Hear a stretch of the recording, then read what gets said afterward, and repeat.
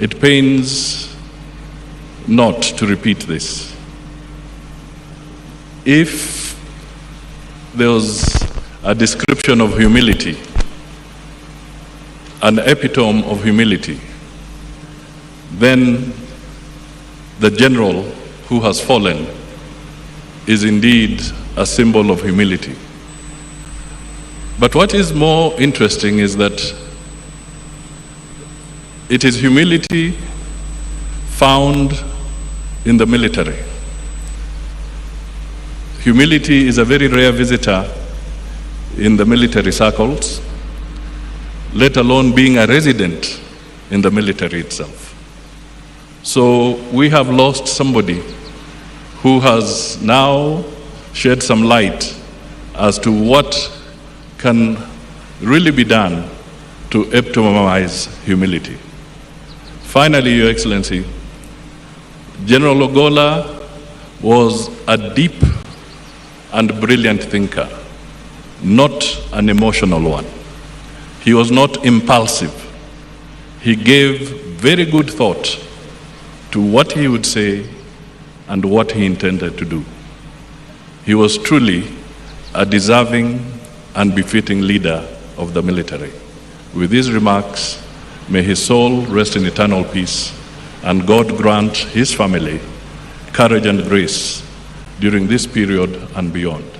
It is now my honor to invite the Deputy President, Honorable Rigathi Gachagua, to make his remarks and thereafter invite you. Thank you. The Commander-in-Chief of Kenya's Defense Forces, Your Excellency President William Ruto, Your Excellency our First Lady, Mama Rachel Ruto, the Prime Cabinet Secretary, the former Prime Minister, the Speaker of the Senate, the Chief Justice, and the President of the Supreme Court, the Vice CDF, the service commanders, all officers present, our men and women in uniform, Mrs. Ogolla, and your children and the family. We come here accompanying the President, first and foremost to condole with the family of General Ogolla. Again, we come here to condole with the KDF fraternity for the loss of their general, a celebrated and decorated soldier who has passed on in the course of duty. Your Excellency, as we condole the family and the KDF family, let me also, on behalf of the executive, take this moment to condole with you as the Commander-in-Chief of Kenya's Defense Forces for the loss of your CDF, whom you considered as a loyal and brilliant military strategist. Your Excellency, for the time we worked with the General Ogolla, he was a very committed officer of the military. Besides that, the man was humble, pleasant, and amiable. He was also a very kind man. And when we talk to many officers who have served under him, they would give testimony of his humility and his kindness.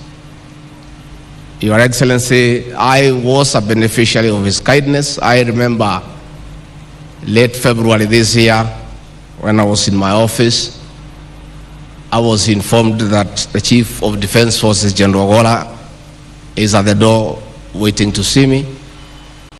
And I couldn't understand because I was not expecting him. He had not said he is coming. And in ordinary circumstances, if you hear the Chief of Defense Forces has come without notice, you sort of panic. And I stopped the meeting. I said, let the General come in.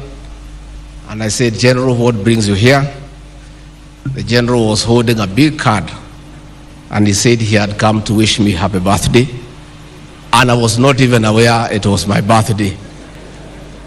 That was General Ogolla. Your Excellency, it is good for us to give the other side of the general that we saw and interacted with. General Ogolla, despite being a very tough general and commander, who is celebrated for his various accomplishments, was also a very humorous man. He was full of very good jokes, and many a time in tense situations, he would make everybody feel comfortable. Many a time as we waited at the airport, Your Excellency, to welcome you or to see you off to foreign countries, the general would keep us busy with many good stories and keep us entertained. And I do remember one such day when you left and we were left there and we were in a hurry to leave as you took off. And he told me, Mr. Deputy President, it is good for me to inform you that when you are in a military facility and the Commander-in-Chief is away, I am the senior most military officer here, and all of you take orders from me, and you only leave when I tell you so. And after we stayed for a while, he said, you may now take off. I give you fallout. And that was a tradition for the days we stayed with General Ogolla. We were there with Professor Kindiki, the leader of majority, and all these politicians who are not very accustomed to orders. But the general would organize us, and only when he felt that your plane has taken off safely into the skies, he would say, Deputy President and the rest of you, you may now fall out. That was General Ogolla for you. Your Excellency, I will condole with you because I know, as your assistant, the high regard you had for General Ogolla. That regard was so high that when this news came through, I was with you at Sagara State Lodge. We had performances during the Drama and Film Festival, the Winners Concert, and one of your assistants brought you a phone and said there was an urgent call from the Defense Minister, and you went to take the call that took very long. And when you called me, you said, we have very bad news. And you kept silent for a long time. And I asked you, Mr. President, is there anything wrong? You said, yes, we have just lost our CDF General Ogolla in an aircraft crash, and this is terrible. And I have stayed with you for many years, and I can testify to the people of Kenya that if there's one happening that really brought our president down emotionally, was the death of General Ogolla. And Your Excellency, yesterday, as we visited the home of General Ogolla, I was very elated because of a decision you made last year. When we had a working tour in Nyanza, you told us that General Ogolla is a very likable person. He has brought value to your government, and you felt that we needed to know his home and go and visit his family. And we did go to Siaya, and Mrs. Ogolla treated us to a sumptuous meal for dinner. We had great conversation with the family, with Joel and the mother and the general. And yesterday, as we went to the home, we did not meet strangers. We found people that we had met. Mrs. Ogolla, the son Joel, and as we go to bury him tomorrow in Siaya, we are also not going to a home that we did not know. We are going to a home that we have been to. And it just ignited my imagination that probably, Your Excellency, it may be time that we create time the way you did that day, as we work to get time to know the families of those who work under us when they are still serving. I think it's about time. With those very many remarks, I ask the KDA family to listen to the son of the general. Let the death of General Ogola, who died while serving, strengthen your resolve to protect our borders, to keep peace in our country. Though we appreciate the general died in duty, it would have been acceptable if he was pursuing the enemies of this country from other countries. But it is tragic that he died while trying to settle challenges caused by our very people here in Kenya. And I think his death should strengthen the resolve of our forces and our security agencies to wipe out the banditry menace in this country once and for all.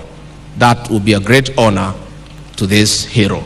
With those many remarks, let me request you to be upstanding as I invite the President and Commander-in-Chief to come and honor his general and speak to the nation. Your Excellency.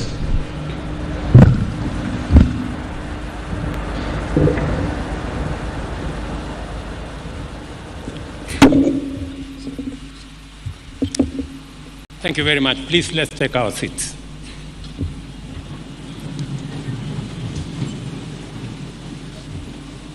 Mama Eileen Ogola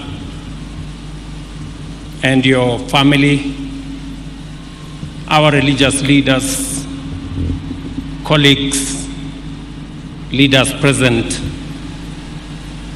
VCDF and the military fraternity, ladies and gentlemen. On Thursday, April 18,